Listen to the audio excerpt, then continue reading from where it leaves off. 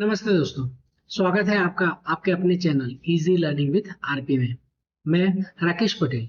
आज के इस वीडियो में हम देखेंगे वीबीए के रिलेटेड। हमने हमारे पहले पार्ट के अंदर देखा था एक्सेल के अंदर मैक्रो किस तरह से बनते हैं और चाहे तो हम उसे मॉडिफाई भी कर सकते हैं। आज के इस वीडियो में हम दो चीजें कवर करने वाले हैं। पहली कि प्रोग्रामिंग होता क्या है और किस तरह से उसका यूज कर सकते हैं, और दूसरा हम देखेंगे खुद से मैक्रो डिजाइन करना। तो चलिए शुरू करते हैं। सबसे पहले हम देखते हैं प्रोग्रामिंग कंसेप्ट होता क्या है। आप यहाँ पे देख सकते हो स्लाइड 1 के अंदर हमने लिखा हुआ है सीक्वेंस, सिलेक्शन और रिपीटेशन। एक्चुअल में प्रोग्रामिंग तीन चीजों में डिवाइडेड है, सीक्वेंस, सिलेक्शन और रिपीटेशन। सीक्वेंस, आपका डे स्टार्ट होता है, जैसे ही आप अपना सिस्टम स्टार्ट करते हो तो आपका पहली आदत होती होगी ज्यादातर कि आप अपना मेल बॉक्स चेक करें। मेल बॉक्स चेक करने के बाद अगर आपकी स्टाफ मीटिंग्स होती है एक पर्टिकुलर टाइम पे होती होगी तो वो मीटिंग्स अटेंड करना, ये सारी चीजें step by step one after another होने वाली होती है। ठीक है, तो उसे हम कहते हैं सीक्वेंस। एक जगह पे आके आता है सिलेक्शन।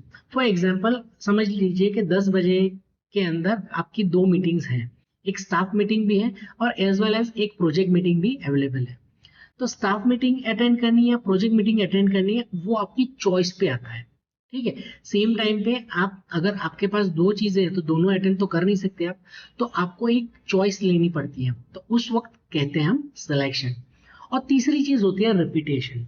रिपीटेशन मतलब यही का यही चीजें आप बार बार जब फॉलो करते हो तो उसे कहते हैं रिपीटेशन। तो यही तीन कंसेप्ट पे सारी प्रोग्रामिंग का डिपेंडेंसी होता है, चाहे कुछ भी हो। फॉर एग्जाम्पल यहाँ पे आप समझ लीजिए ये सिलेक्शन कर रहे हैं, यहाँ पे दो कमांड लाइन के बाद यहाँ पे क्वेश्चन आया आपके पास, आइदर ट्रू या तो फॉल्स। आपको इस तरफ जाना है या तो इस तरफ जाना है, लेकिन जाओगे तब भी आप क्या फॉलो करोगे, सीक्वेंस। ठीक है, सिलेक्शन के बाद भी आपको सीक्वेंस ही फॉलो करनी है। रिपीटेशन के अंदर भी जैसे आपने सिलेक्शन के अंदर यहाँ पे चॉइस आई और फिर सीक्वेंस आई, तो रिपीटेशन का मतलब क्या हो गया, सीक्वेंस और सिलेक्शन का भी एक प्रोसेस जो बना हुआ है उसे बार बार करने वाली चीज को हम कहेंगे रिपीटेशन। तो यही तीन कंसेप्ट पे सारी प्रोग्रामिंग की डिपेंडेंसी होती है। आप चाहे कोई सी भी प्रोग्रामिंग सीख ले, ये तीन कंसेप्चुअल फंक्शन पे ही पूरी प्रोग्रामिंग चलती है। ठीक है, चलिए हम एक एग्जांपल लेते हैं। जैसे यहाँ पे एक फ्लो चार्ट और सुडो कोड लिखा हुआ है। Flow chart is a representation of your application. आप जो भी बनाने वाले हो, प्रोग्राम बनाने वाले हो, उसका ग्राफिकल रिप्रेजेंटेशन होता है फ्लो चार्ट।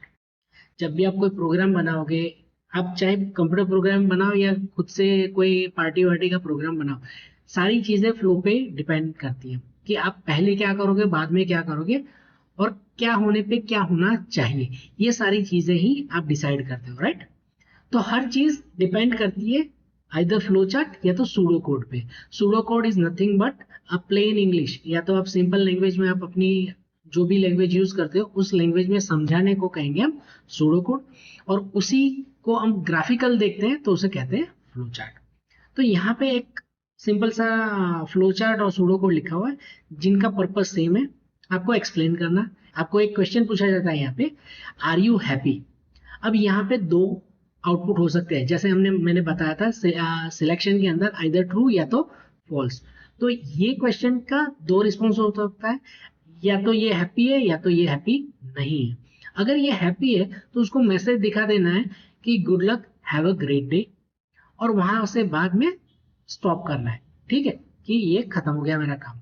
लेकिन अगर ये हैप्पी नहीं है तो उसका क्या करना है, तो उसे करना है नेक्स्ट स्टेप पे फॉलो करना है। तो उसके बाद का फ्लो क्या है, वहां पे अगेन उसको क्वेश्चन पूछते हैं, वांट टू बी हैप्पी। यहाँ पे फिर से पूछा गया, और इसका भी रिस्पॉन्स क्या हो सकता है, या तो हाँ हो सकता है या तो ना हो सकता है, यस, नो, ट्रू या तो फॉल्स, जो भी आप बताओ। अगर यस है तो उसको हम डिस्प्ले करेंगे so you are happy already, then. ठीक है, तो इसका कहने का मतलब कि अगर ये हाँ कह रहा है हैप्पी होना है तो आप ऑलरेडी हैप्पी हो, कह के हमने स्टॉप कर दिया। लेकिन अगेन अगर ये हैप्पी नहीं है तो क्या मैसेज देना है, oh my, let's start all over again. मतलब ये हम फिर से स्टार्ट करते हैं प्रोसेस को। तो ये सिंपल फिर से स्टार्ट करके फिर से ये फ्लो करेगा। तो ये तीन चीजें हो गई, सीक्वेंस, सिलेक्शन और रिपीटेशन। प्रोग्रामिंग की ये तीन कंसेप्ट हमें यूज करने होंगे हर जगह पे। हर प्रोग्रामिंग लैंग्वेज में ये तीन कंसेप्ट आते हैं। जहां पे भी कंडीशन आती है, क्वेश्चन आता है, वहां पे ज्यादातर लोग यूज करते हैं इफ। आप ज्यादातर देखोगे इफ। जैसे एक्सेल के अंदर भी हम जब वैल्यूज को वैलिडेट करने के लिए क्वेश्चन पूछते हैं कि अगर मार्क्स ज्यादा है तो हम कुछ करना चाहते हैं, एक्सेल के अंदर भी हम लिखते हैं ना, इक्वल टू इफ इस सेल के अंदर वैल्यू 50 से ज्यादा है तो हमें कहना है ग्रेटर देन 50, लेस देन 50। तो ये भी हमारी कंडीशन हो गई, ठीक है, लेस देन 50, ग्रेटर देन 50। यहाँ पे अगर 51 लिख दूंगा तो ग्रेटर देन आ गया, 49 लिख दिया तो लेस देन आ गया, ठीक। तो इस तरह से हम कंडीशन लिखते हैं, ये हमारी कंडीशन है। यही कि यही एक्टिविटी अगर हम कंटिन्यूअस करते हैं तो उसे क्या कहते हैं हम, रिपीटेशन, ठीक है। और बाकी सारी सीक्वेंस है। तो प्रोग्रामिंग के यही 3 कंसेप्ट को हम कंटिन्यू करेंगे और हम शुरू करते हैं हमारा वीबीए का सफर। तो सबसे पहले जाएंगे हम डेवलपर टैब में और क्लिक करेंगे विजुअल बेसिक को। जैसे ही हम क्लिक करते हैं इसको तो हमारा ये विजुअल बेसिक का कोड एडिटर ओपन हो जाता है, जहां पे हम हमारा प्रोग्राम कर सकते हैं। मेरा राइट हैंड साइड पे प्रोजेक्ट विंडो है, आपका लेफ्ट हैंड हो सकता है, आप ड्रैग करके यहाँ से वहाँ मूव कर सकते हैं, आपको जैसे भी ऑर्गेनाइज करना है कर सकते हैं। ये मूवेबल है, आप कहीं से भी मूव कर सकते हैं। ये आपका कोड एडिटर विंडो है, यहाँ पे आप डबल क्लिक करोगे तो आपको कोड एडिटर ओपन हो जाएगा, जहां से आप सिलेक्ट कर सकते हो अपनी इवेंट्स और ये सारी चीजें। हमें मैक्रो बनाना है, मैक्रो जब भी बनाना है तो आपको ध्यान में रखना है वो मॉड्यूल्स में बनाना, ताकि वो एक्सेसिबल हो मल्टीपल शीट्स के अंदर, ठीक है। और वो कैसे बनाएंगे हम राइट क्लिक करेंगे प्रोजेक्ट पे, इंसर्ट में जाएंगे और यहाँ पे हम क्लिक करेंगे मॉड्यूल में, ठीक है। जैसे आप इसको क्लिक करते हो, ये क्लास भी है लेकिन वो बाद में हम देखते हैं, हम मॉड्यूल पे क्लिक करेंगे अभी। जैसे हम मॉड्यूल पे क्लिक करते हैं तो एक और फोल्डर बन जाता है मॉड्यूल्स नाम का, और उसके अंदर डिफॉल्ट पहली जो फाइल होगी वो होगी मॉड्यूल 1। आप मल्टीपल बना सकते हो, जैसे ही आप इंसर्ट करोगे अगेन तो मल्टीपल मॉड्यूल्स बन सकते हैं।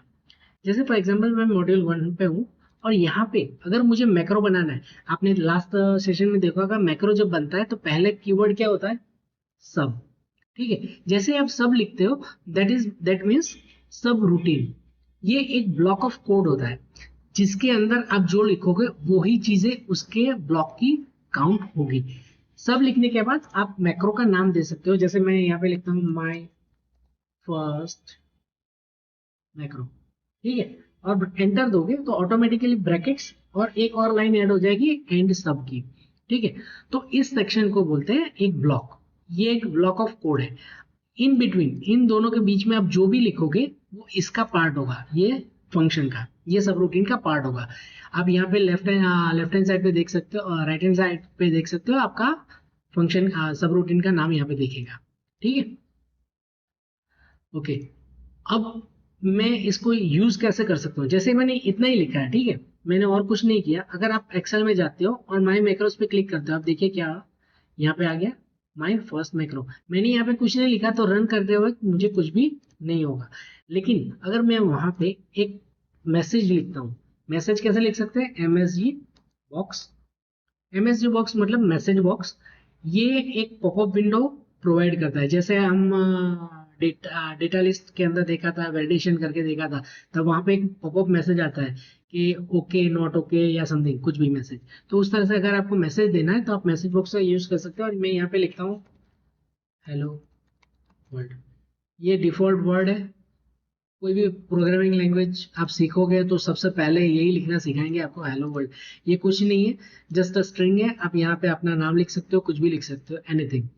जैसे मैंने सिर्फ एक लाइन लिखी, अभी ये क्या हो गया, हमारा मैक्रो का एक भाग हो गया। तो जब मैं मैक्रो को क्लिक करके इसमें रन करूंगा तो आप देखिए क्या हुआ, मैसेज प्रॉम्प्ट हुआ हेलो वर्ल्ड, ठीक है। आप इसको कोई कैलकुलेटिव फंक्शन में भी कन्वर्ट कर सकते हो। फॉर एग्जाम्पल वहां पे मैं 2+2 लिखता, ठीक है, यहाँ पे मैं मैसेज यहाँ पे लिखता 2+2, ठीक है। तो देखिए अभी क्या होता है मैक्रो के अंदर, मैक्रो रन 4, ठीक। तो आप इस तरह से आप अपना प्रोग्राम लिख सकते हो। कोई भी मैक्रो लिखने के लिए आपको इसी तरह से लिखना होगा, सब फिर मैक्रो का नाम, ब्रैकेट ओपन क्लोज, और इस तरह से। आप इसके अंदर पैरामीटर भी पास कर सकते हो। पैरामीटर क्या होता है, वेरिएबल्स होता है। चलिए वेरिएबल समझते हैं। पहले वेरिएबल्स होता क्या है। जैसे आप एक्सेल के अंदर यहाँ पे सेल के अंदर 10 लिखते हो, 20 लिखते हैं, राइट।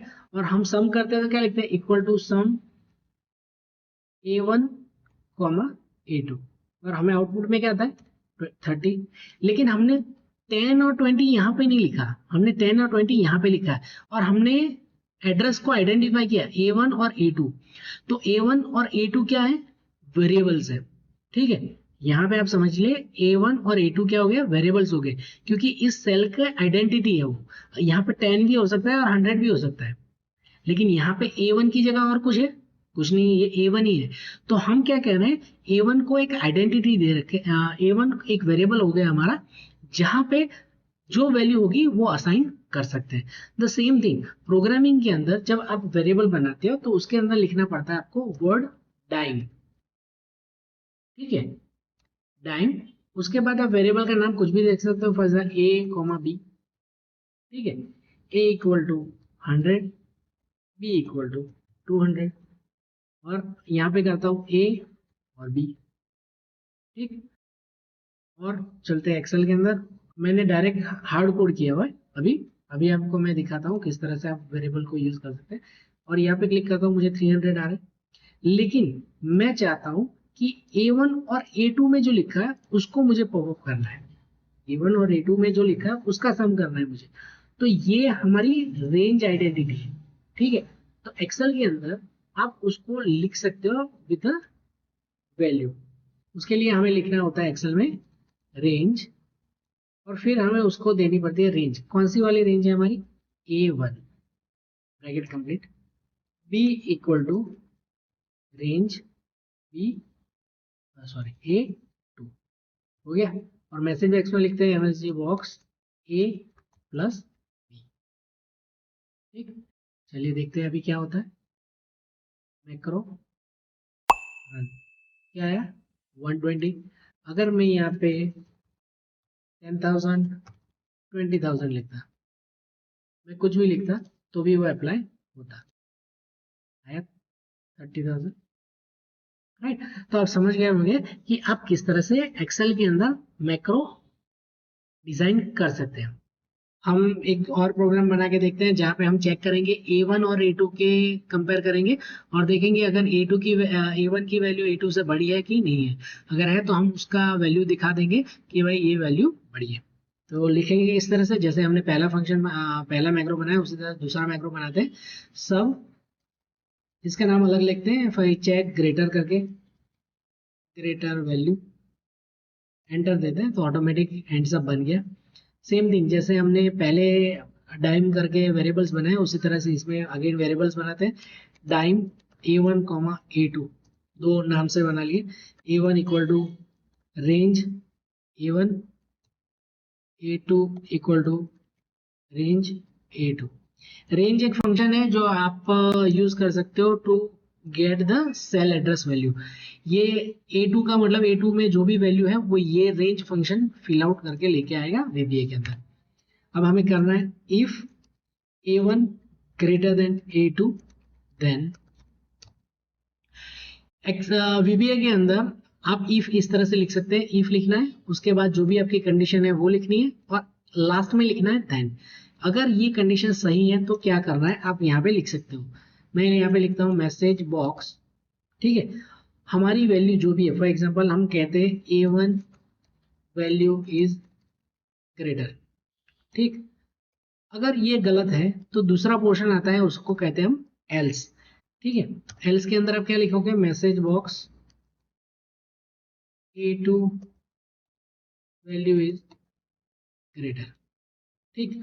और जब भी आप ब्लॉक बनाते हो तो उसका ब्लॉक क्लोज करना जरूरी होता है। तो यहाँ पे क्या करेंगे हम क्लोज करने के लिए, इफ बनाए तो एंड इफ, ठीक है। एक्सेल में ये ध्यान रखना है कि आप जब यूज कर रहे हो तो सब रूटीन स्टार्ट किए तो एंड सब होना जरूरी है, उसी तरह से इफ स्टार्ट किया तो एंड इफ होना जरूरी है। वो अगर नहीं लिखोगे तो वो एरर आएगा और आपका कोड स्टॉप हो जाएगा, ठीक है। चलिए आप देखते हैं यहाँ पे हमारे पास ऑलरेडी ये दो वैल्यू लिखी हुई है 10,000 और 20,000, और एक्सपेक्टेड है कि 20,000 वाला मतलब A2 इज ग्रेटर मैसेज आना चाहिए हमारे पास। इसको क्लिक करते हैं और रन करते हैं। A2 value is greater. अगर यहाँ पे 5000 होते, ठीक है, और हम मैक्रो रन करते तो हमारा मैसेज क्या था, A1 वैल्यू इज ग्रेटर। लेकिन अगर आप वैल्यू दिखाना चाहते हो कि इन दोनों में से कौन सी बड़ी वैल्यू है, तो कैसे करेंगे? तो फॉर एग्जांपल यहाँ पे हम कर सकते हैं, जैसे A1 लिखा है उसको हटा देते हैं, यहाँ पे A2 हटा देते हैं। आपको ध्यान में रखना है, एक्सेल के अंदर टाइप कास्टिंग करनी जरूरी होती है। जैसे फॉर एग्जांपल अगर मैं यहाँ पे A1 प्लस करूंगा तो यहाँ पे तो फिलहाल कोई एरर नहीं आ रही, यहाँ पे A2 प्लस करूंगा फिलहाल कोई एरर नहीं आ रही। लेकिन जैसे आप रन करोगे तो देखिए क्या होता है, जैसे इसको क्लिक किया और रन किया तो क्या आया, टाइप मिसमैच। टाइप मिसमैच क्या होता है, जैसे नंबर टू नंबर होता है, स्ट्रिंग टू स्ट्रिंग होता है, लेकिन यहाँ पे दो अलग अलग टाइप हो गई, एक न्यूमेरिक टाइप हो गई, ये न्यूमेरिक वैल्यू है, और ये कैरेक्टर है। तो न्यूमेरिक और कैरेक्टर को प्लस नहीं कर सकते हो, तो हमें क्या करना पड़ेगा, इसको भी कैरेक्टर में कन्वर्ट करना पड़ेगा। उसके लिए आपको लिखना है str के अंदर, ये एक फंक्शन है जो कोई भी न्यूमेरिक वैल्यू को कन्वर्ट करता है एज अ स्ट्रिंग। तो मैंने यहाँ पे str लिख के उसके अंदर सेल वैल्यू दे दी, तो अभी ये क्या हो गया, स्ट्रिंग ऑफ A1 आएगा। ठीक है, अभी रन करके देखते हैं।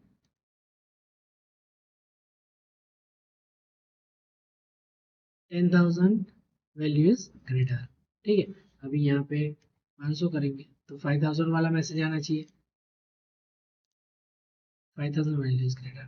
ठीक है, तो होप आपको ये वीडियो पसंद आया होगा और कंसेप्ट भी क्लियर हुआ होगा कि आप किस तरह से अपने खुद का मैक्रो लिख सकते हैं। नेक्स्ट वीडियो में हम देखेंगे किस तरह से इफ को हम और बेहतरीन तरीके से यूज कर सकते हैं, और साथ ही साथ में हम देखेंगे किस तरह से एक्सेल में लूप्स का यूज कर सकते हैं। अगर आपको ये वीडियो पसंद आया हो तो कृपया लाइक और सब्सक्राइब करना ना भूलें। धन्यवाद, मिलते हैं अगले वीडियो।